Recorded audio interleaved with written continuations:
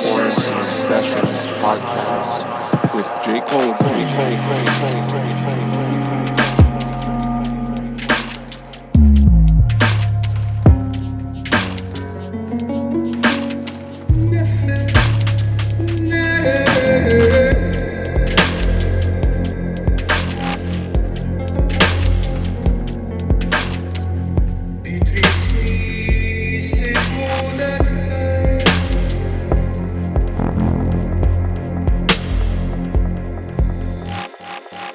Hi. Hi, Jordana. Hi. Thanks so much for coming on this live today. How are you doing? I'm good. How are you? I'm doing good, just getting my day started. It's a little bit of an overcast day, which is kind of nice. It makes me feel more inclined to just go inwards and work on stuff and not be so out and about. Yeah, there was a hurricane in New York actually today. So I Wild, felt the wild. same.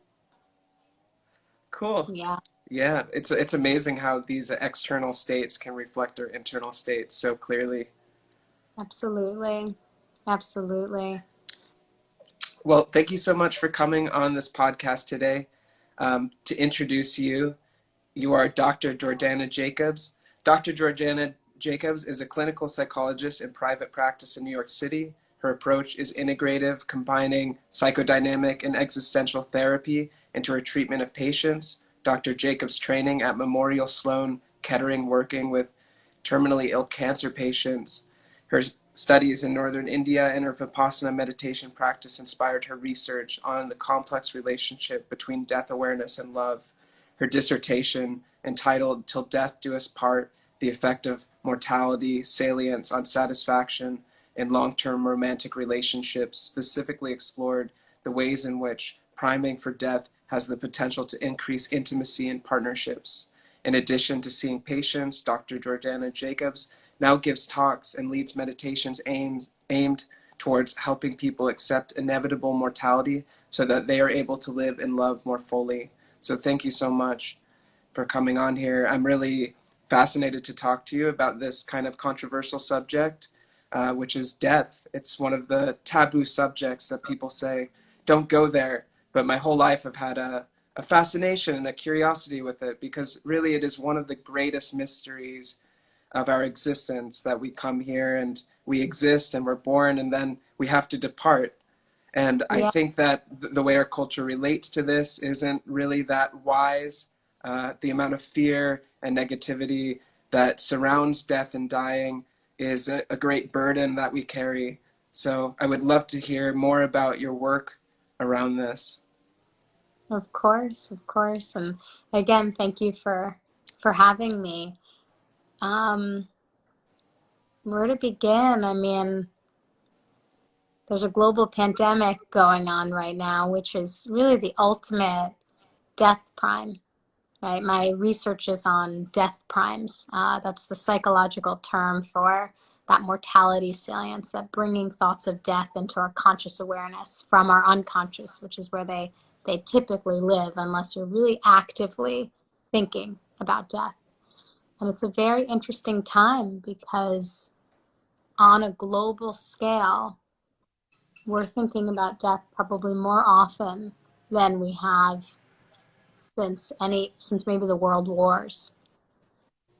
Mm-hmm. Um, and my research specifically suggests that the more we think about death, if we can do it in a way that makes us, that is accepting rather than resistant, that is really about like just the impermanent nature of all existence, then it actually, rather than shuts us down in fear, it actually opens us up to love.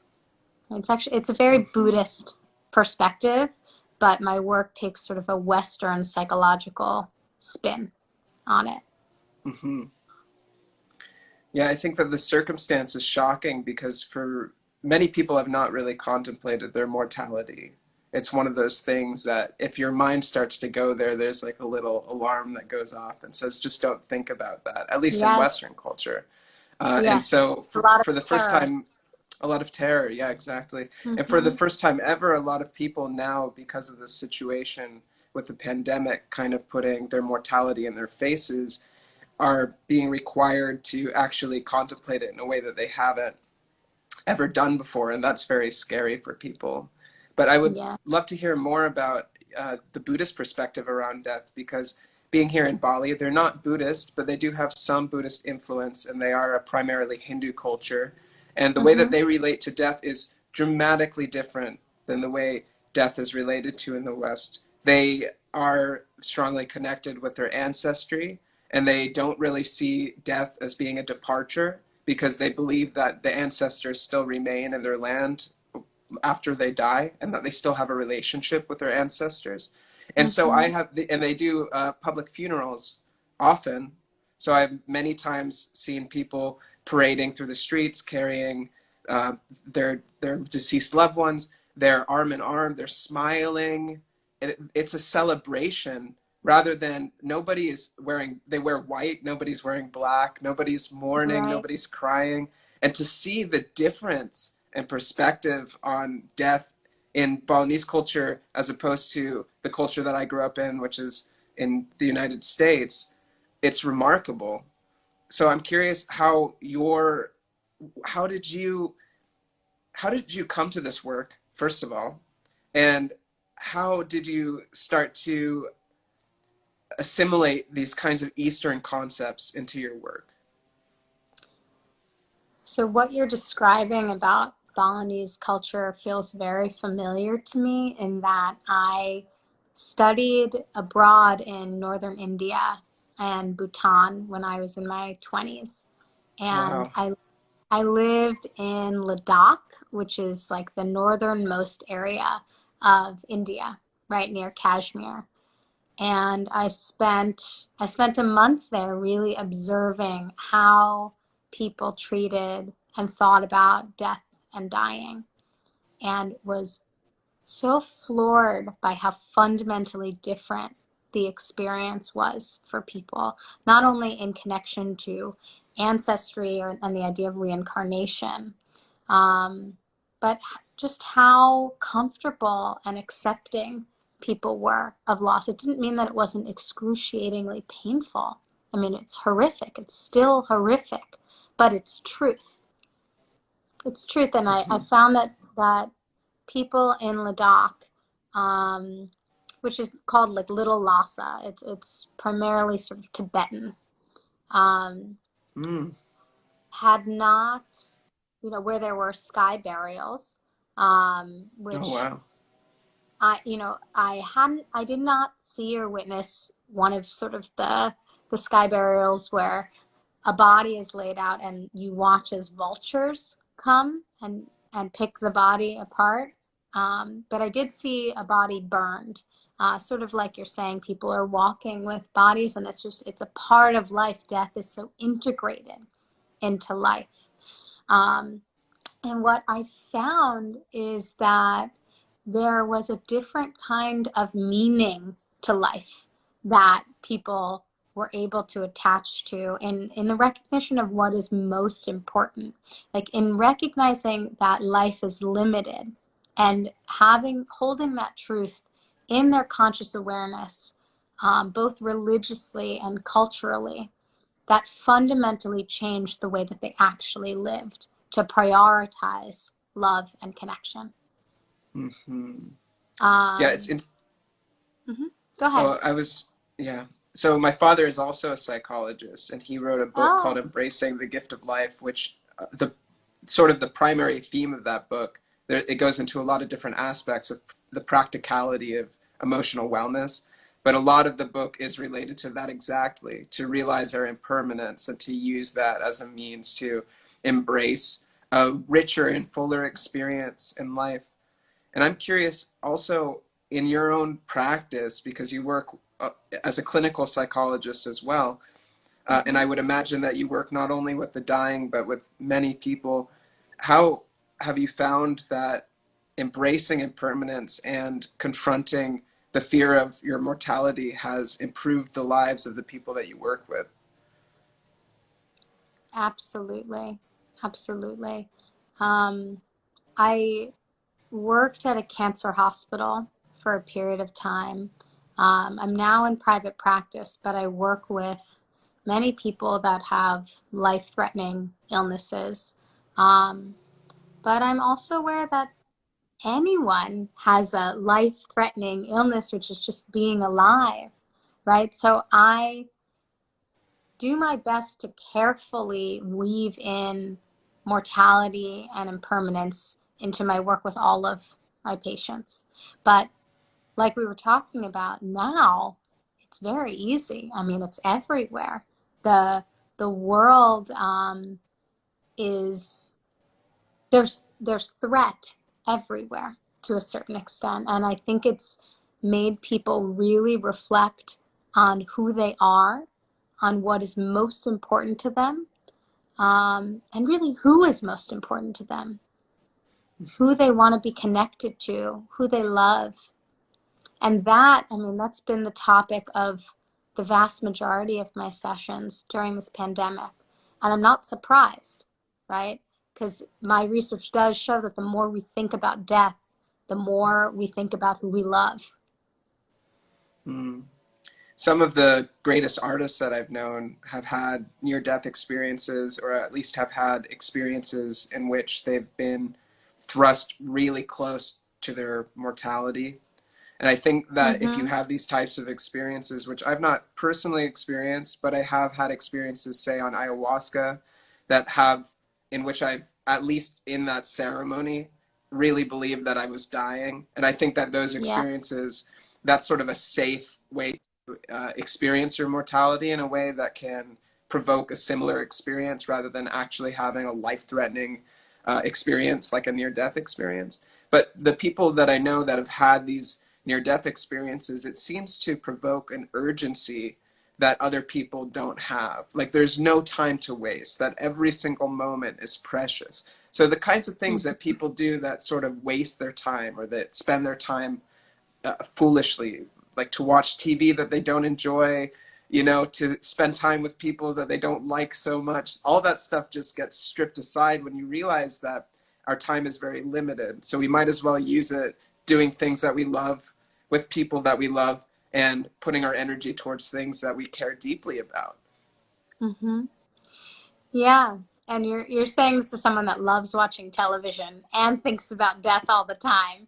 Well, there's So, nothing wrong with that, but a lot of people will just, you know, watch whatever, even if they're not yes. enjoying it, to kind of like hypnotize and zone out. But I think if you're watching Absolutely. something that you're really engaged with and you love, then that's great. Right, right. Well, I think it's a challenging thing because the what I'm talking about is not, and I'm not saying you're saying this either, but it's not like a YOLO, like you only live once, like, our time is precious and limited. And when we think about that and we think about that consciously and regularly, it really does change our the degree of presence with which we have and our priorities. We don't, I agree with you, we don't waste as much time when we realize we don't have that much time to waste. Absolutely. I'm interested to hear what you think about some of the clinical research that's being done with psychedelics with people that have terminal illnesses and how psychedelics can also help one to overcome their fear of mortality. Yes. Yeah, I mean, so much work has been done on that recently. Um, there's actually a lot of work being done on how ketamine, um, as a dissociative, is the psychedelic, if you want to call it as such, that creates a near-death experience most similar to actually dying, Mhm. in that people describe ketamine as really being out of your body in that dissociative way. What exists when you're not in your body? Like, who are you when you don't have that body anymore? So a lot of people have talked about ketamine actually as a surprising tool to practice death and dying. psychedelics, I think, in general, like ayahuasca or any sort of plant medicine, help you, I think, loosen the grip on the ego. I think that's how, what's his name, describes it. Michael Pollan talks about loosening the Mm-hmm. grip on the ego, sort of letting go of the self. And what's left when you let go of the self? Realizing that there is something else, Mm-hmm. right? Just You because, let go of self lowercase s and you are yes, embracing capital S that self. that's right. That's right. And is that a self that exists after we die? Maybe, maybe. My Mm. uncle has always said to me, and I don't know if he got this from somewhere else, but I'll quote him. He said, like Einstein, E equals mc squared. But what's most important about that is that E equals m, which means energy equals matter, which means Mm-hmm. matter equals energy. That's always the case. Energy equals matter and matter equals energy. So when we're not matter anymore, it's energy. When we're energy, it's matter. And I think psychedelics help us glimpse that. Mm, absolutely. And they call ayahuasca the vine of souls or the vine of the dead because it seems to, I would agree with you that ketamine can certainly induce a near death type experience, but ayahuasca as well is quite famous for producing those types of experiences where people are really stripped away of their individuality and their small sense of self and to embrace Yeah. something larger.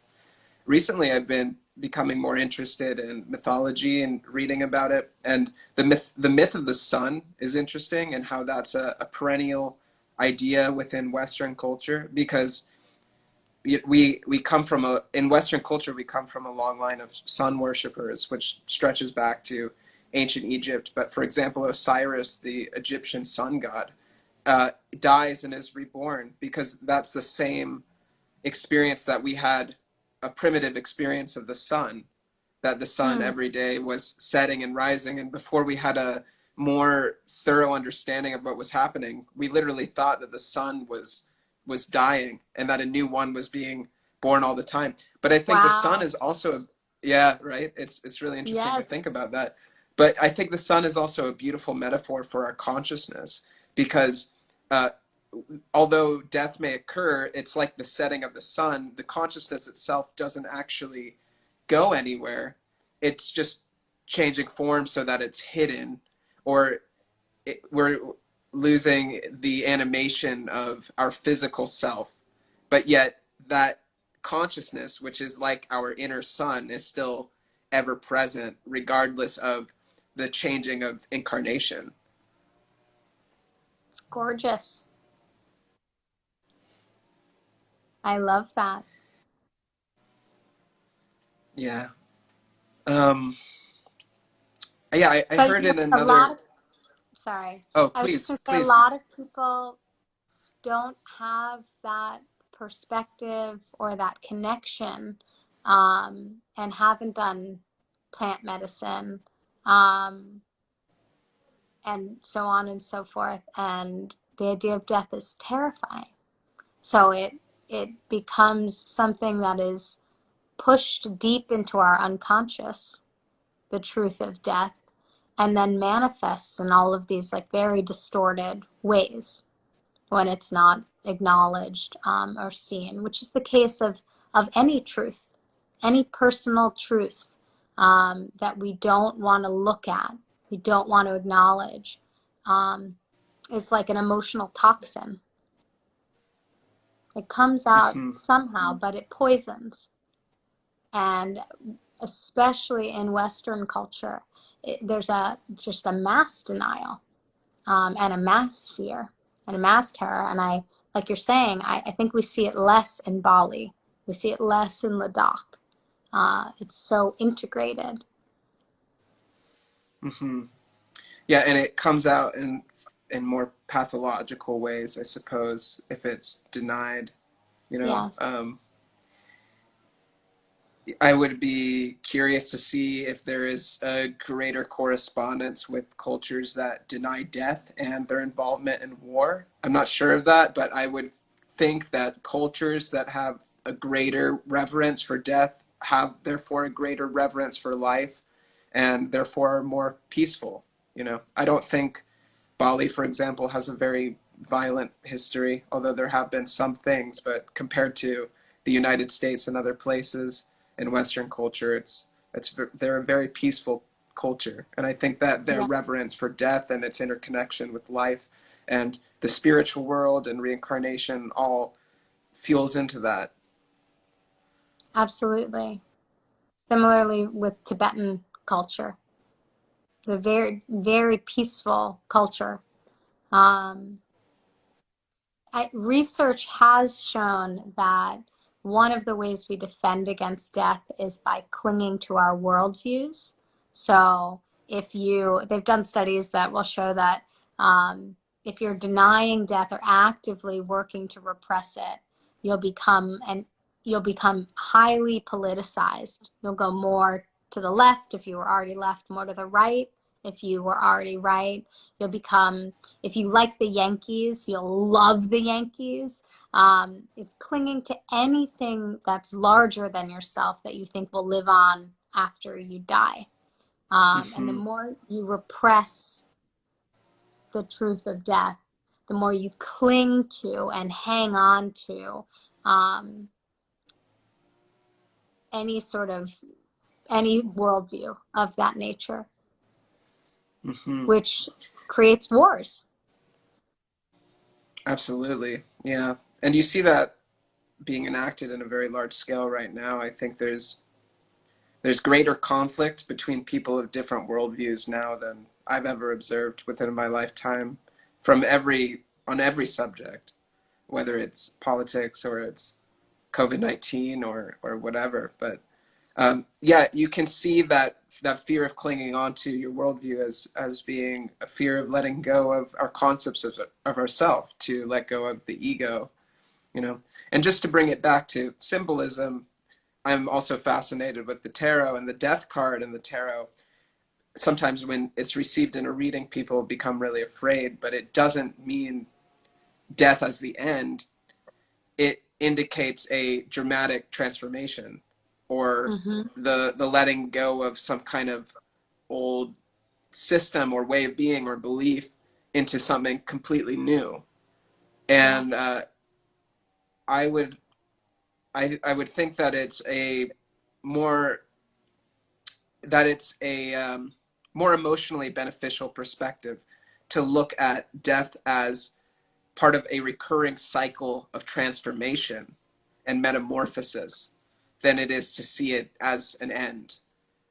And I'm curious what your perspectives are, therefore, on what happens after we die and how you deal with the absolute astonishing mystery of that and the great uncertainty when reconciling with that question. Yes. I mean, even as you say it, I feel my stomach drop. And this is something I think about and talk about all the time. I death is the realm in which none of us can be experts, right? It is the great unknown. That's what you were talking about earlier. It is the great mystery. And I think our task is to be able to sit with and tolerate that unknown rather than erect defenses to manage it that are often more harmful than just accepting that which we have no control over. Mm-hmm. I heard in an interview that Viktor Frankl was one of your inspirations and sort of Yeah. guides in your therapeutic approach. And I've read Man's Search for Meaning. That's an amazing book, really powerful. And I'm curious how his story and his perspectives have lent insights to the way that you conduct your therapy. Well, I think one of the reasons I was so drawn to that book is that my grandparents on my mom's side were Holocaust survivors. And I think some of what Viktor Frankl explored, including his experience at the camps and how to create meaning from suffering, deeply resonated sort of like in my bones in the way that I was raised. So I think that's one of the primary reasons I personally am so drawn to it. But, ultimately, I deeply respect and admire Viktor Frankl's Western perspective. I think the East is better at this than we are. In the East, and I've done a number of 10-day silent Vipassana retreats that sort of like plant medicine can really get you in tune with your impermanent nature. Slower than maybe an ayahuasca trip or experience or taking medicine like that, but very powerful too. Have you had those experiences as well? Yeah. I've done like 4 or 5 silent meditation retreats. So yeah, also have Yeah. experience in that. And you're right. It's like, oh, there's a thought. Oh, it's gone. I'm feeling this. Oh, it's gone. And you Yeah, see everything the passes. impermanence. Yeah, you see how the impermanence is something that occurs very subtly all the time. That we Hmm. experience death all the time in small ways, in just the impermanence of the sensations that we feel and the thoughts that we hold and the emotions that we're experiencing, etc. Yes. Like when you really tune in, every sensation is constantly changing until sensation stops, in this body.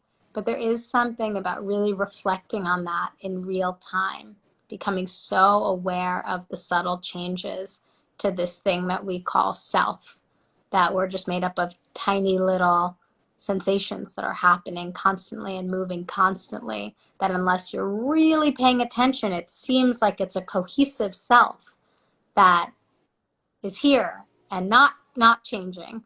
Um, and we have the illusion of that permanence that's maintained by Mm-hmm. our lack of awareness. Mm-hmm. Um, Yeah, and this being a situation that people now are thrust into against people's will because so much is shifting for people in such a dramatic way. And I think that people that have already taken time to study and observe this phenomena of the changing nature of the self, either through psychedelics or through meditation retreats, or some people mhm. just have these epiphanies naturally without needing to go to any particular Totally. spiritual tradition to have them. Hmm. But just by having these kinds of insights about the impermanent nature of our self, I think that it gives people a much greater degree of flexibility to be able to handle situations that involve great change. Absolutely. Um, Back to what you're saying with the tarot card and transformation. I had somebody say to me something recently that really stuck. Like I was saying, I study the relationship between love and death. And this man, he's sort of like an intuitive. He said to me, you've been thinking love is good and death is bad, but you're now starting to learn that love can be bad, meaning sometimes unhealthy, and death can be good. And now you're Mm-hmm. seeing sort of the full circle of it all. Now you have the whole picture, right? And I do think that's important to remember. And I've been studying this for probably now like 6 years or something. And I've never had it put so bluntly to me in that way, that I forget that death and the endings of things can be really, really good. And that love when in its purest form is always good. Um, but there can be really unhealthy kinds of love, specifically romantic love.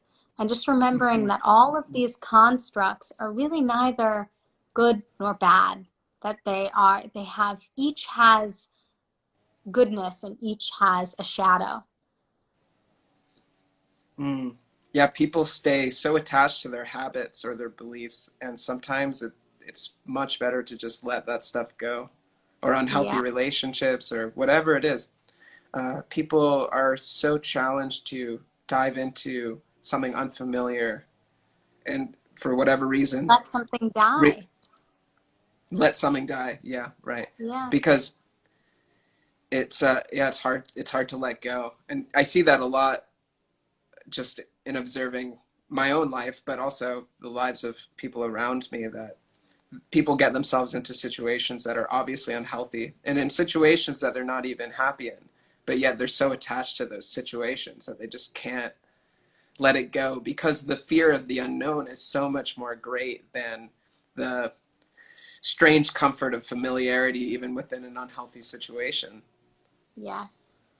I see it all the time. And I think now during quarantine, it's just becoming so clear because things that are unhealthy are very hard to avoid right now. An unhealthy relationship is in your face. It's relationships are ending um, constantly right now.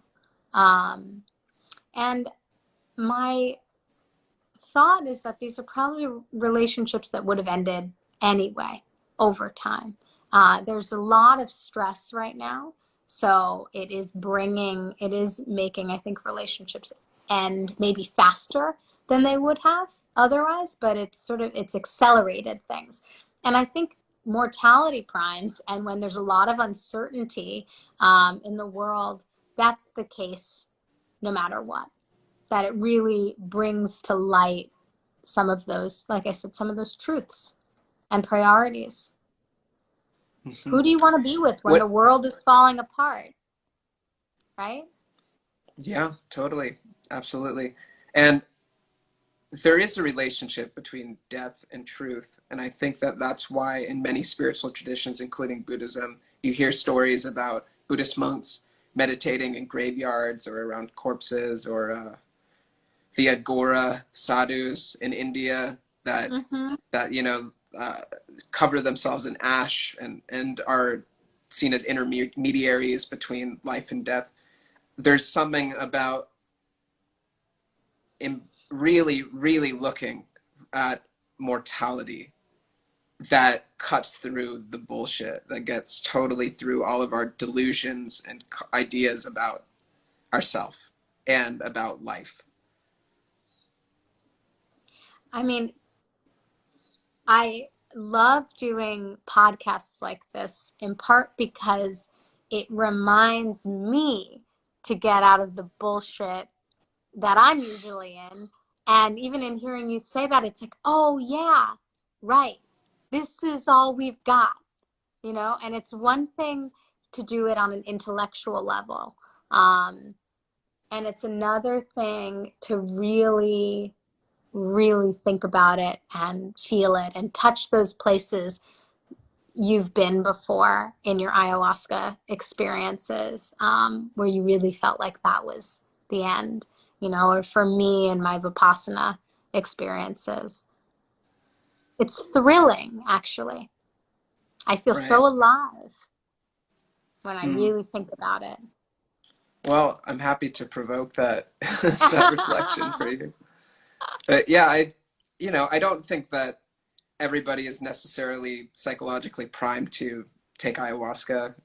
I wouldn't say it's something for everybody, but I Yeah. do know that those experiences of death that I've experienced on ayahuasca and through other plant medicines has been a valuable experience for me in simple ways, even just to treasure my relationships with my family more. Yeah. To realize that I had been neglecting important relationships in my life, or that I've been too caught up in my own narrative to really be appreciating life as it stands around me, those kinds of things. And those insights that I've gained from having that death analog experience Mm-hmm. has improved the quality of my life. It's given me a greater appreciation for the life that I live. So I do think that people having essentially near death experiences or experiences that can give them a tangible experience of their mortality is beneficial to people. Yes, I agree.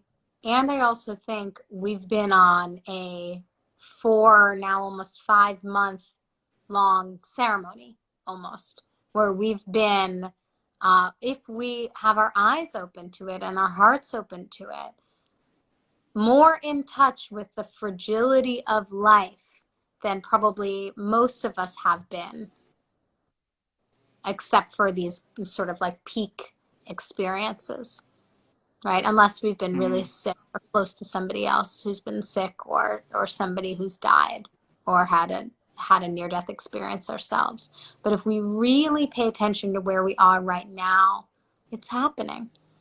And even if it wasn't happening in a global pandemic sense, just existing is enough when we reflect on it. I mean, in the smallest sense, one of the things when I give talks is I say, just do what's called the last breath meditation. Every time you breathe out, just imagine it's your last and see how you feel. Yeah, that's intense. And that's different Yes. than the usual, like, I just want to feel less stressed out about my job kind of Uh-huh. meditation. You're like, no, you got to go into the depth. You got to realize your Yes. impermanence. But it's true. There's a But lot of beauty to be gained from having those experiences and realizations that can really liberate you. absolutely. I mean, I actually think it is key to feeling less stressed. It's like, what again, it's the prioritization, and the, for lack of a better term, not sweating the small stuff and really being cued into what is most important to you and living that way. And most of the time, what's most important to people is love and connection. Hmm. Absolutely. And we have about 5 more minutes. Um, I love Ram Dass. I'm sure that you're a fan as well, who's done a lot I of work around death and dying as well. Yes. But something I really love is that he was talking about having a friend who didn't have a body, a friend who was like a spirit that was being channeled Yes. through his friend that was a medium, and he asked his friend about death, and this the spirit friend said, just tell them that death is perfectly safe. And I really love that. And he said, death is like taking off a tight shoe. You know, that, and I've heard this also from many of my friends that have had genuine near death experiences where they actually died and were resuscitated. That they, in a way, didn't want to come back. That the experience of having passed over to that other side was such a relief that all of the kinds of struggles and burdens that we experience in our material lives was cast aside at that moment, and to return was actually more frightening than to go on into the unknown. Mm-hmm. Yes. It's reminding me of Alan Watts too, and him describing us as sort of egos encapsulated in skin bags, right? And that once we can get out of this skin bag, we can be oceanic, we can be a part of it all. Um, and I think much of the work that I'm doing and work that I do with patients, it sounds like a lot of this sort of self work that you do is to see if we can touch those places here and now. Right? Do we have to wait until we're at the end of life or till life is over to feel that connected to it all? My answer is no. I think we can. I think we can touch that space. And I think the more we can do it, the better. But it's very hard to do it without the awareness of death. Hmm. Absolutely. I think many people wait until there's some kind of terrible crisis in their life that awakens them to truth. And I think that you can start to cultivate practices that introduce kind of holistic doses of truth over a long period of time, so that you don't need to have everything shatter and fall apart and experience something that terrifying and dramatic to be woken up. That's right. If we do it too fast and if we do it too intensely, instead of opening to it, we shut down, we close. Fear becomes the predominant emotion, right? That terror. But if we can be very conscious and intentional about that work, then rather than the closing, there's a gradual and beautiful opening. That's the hope. Well, I really value your time, Jordana, but I want to ask you one more question before we go. Sure. How do you suggest that we deal with fear, especially as it's arising in the context of this COVID pandemic that people are all experiencing all across the world? Yes. I don't think people are going to like this. I don't even like it when I tell this to myself, but I think it's true. If we're talking about truth, is we just have to surrender to the fear, sort of welcome it in. Another Ram Dass-ism that I draw upon frequently, maybe you've heard this one too, but he said something like, in my many years of meditating and doing psychedelics, all the work I've done, none of my neuroses have gone away. I've just learned to invite them in for tea and call them schmooze. You know that one? Mm-hmm. Yeah. Yeah. So fear is always going to be part of the human experience. Invite it in, welcome it in, surrender to it being there. And then the lack of resistance makes it much less scary. Yeah, there's so much shame around being fearful as well, that I think acknowledging it in a clear way, just being present to it, is really powerful. I agree. Shining the light of presence and awareness onto fear rather than trying to fix it or change it or get rid of it. Make fear your friend. Make it a shmoo. Make fear your friendly shmoo. Yes, exactly. I like that. Well, thank you so much for your time. This was a really inspiring conversation. I'm so glad. Thanks a lot. My pleasure. Enjoy the rest of your evening. Nice to meet you. Thank Nice you. to meet you Enjoy too. the rest of your day. All right. And Bye. much love to Thank everybody you for that's been everyone watching. listening. Yes. Bye. All right. Bye-bye.